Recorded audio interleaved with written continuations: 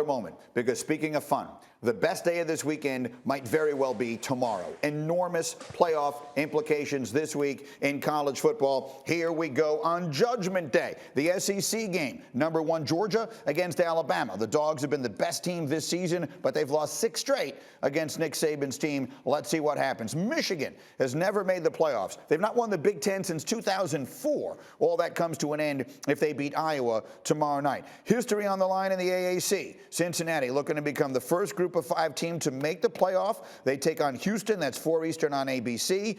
And starting off the crazy Saturday will be the Big 12 game between Baylor and Oklahoma State. The Cowboys are making their first appearance in the Big 12 title game. What does our All-State playoff predictor think? Well, right now, they really only give 6 teams any chance of getting into the playoff. Oklahoma State, as we speak, is the first team out, but Notre Dame at the moment has a slightly higher % chance to make the playoff despite not playing this week. So many fascinating ways that this whole thing could go. And we've got Heather back with us here this morning and David Pollack, who joins us from the SEC Championship game. Let's do some games before we do the scenarios here.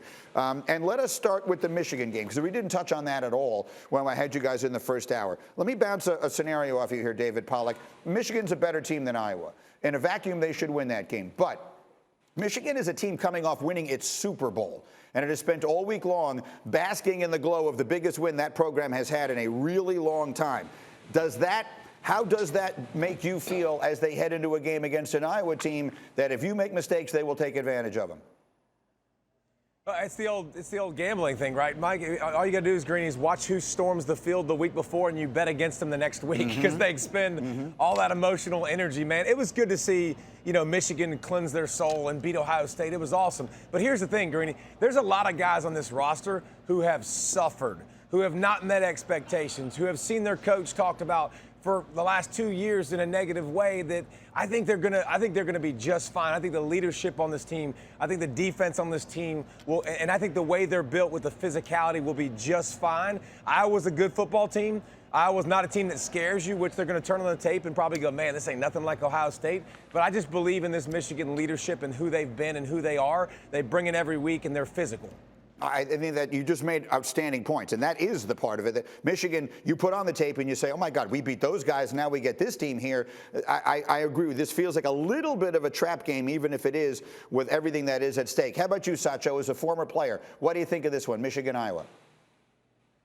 Yeah, I think Michigan wins this game mainly because they can rely on what they've been doing all season in running the ball, number one, and also they don't have to worry about Iowa's offense. Iowa's offense is bottom 10 in college football, and Michigan's running offense is in the top of college football. And so I get it, trap game, all that stuff, but Pollack said it best. This game is about leadership.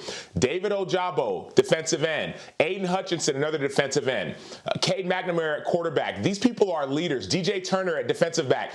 They might not have a huge impact on the field or getting after the quarterback, because Iowa's going to run it, but these guys know how to lead their team, and they've been leading on Monday, Tuesday, Wednesday, Thursday, Friday practices. All that will show up on Saturday. Okay, so that's a huge game. Now, Heather, will come to you. You're in Grapevine there covering the actions of the committee going into this final weekend, and there were quite a few things we might see this weekend that we've never seen before. One of them, in theory, is a 2-loss team get into the dance. There's all these chaos possibilities. So I'm going to ask you a complicated question.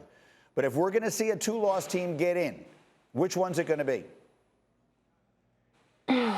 Well, to me, the most realistic scenario is either a 2-loss Alabama with other chaos, because I think their opportunity has been shrinking with close wins. The other one I would keep in your back pocket is Baylor, because if they win the Big 12, they will have 3 wins against top 15 teams. And if you have other chaos, like a Cincinnati loss or an Iowa win, then I think that they have a legitimate chance. It's a fascinating scenario to me. The Cincinnati of it all is the other place where history could be made. So let's get to the question that you see on your screen right now. If Alabama wins, Michigan wins, Cincinnati wins, and Oklahoma State wins, Heather, then it suggests that we've got Georgia and one of those teams gets left out. In your best projection, which of those 4 do you think gets left out? Greeny, the answer to that question is how those games play out. This is the one Saturday of the whole year that the selection committee is over there in the room together watching these games. And if Cincinnati wins by a large margin and Oklahoma State struggles, that could play into the decision. My best guess as we sit here today would be Oklahoma State. I don't know if it's really going to happen, but I think that there's a good chance because I think their resume at the end of the day would be better. But again, I go back to how do these games play out? They are watching. They're watching together. There's coaches, former players in the room. They know the body of work to this point. What does it look like? How about you, Pollack? If all those teams win, and that includes Alabama, there's only room for 3 of them because Georgia's already got their spot. Which one gets left out?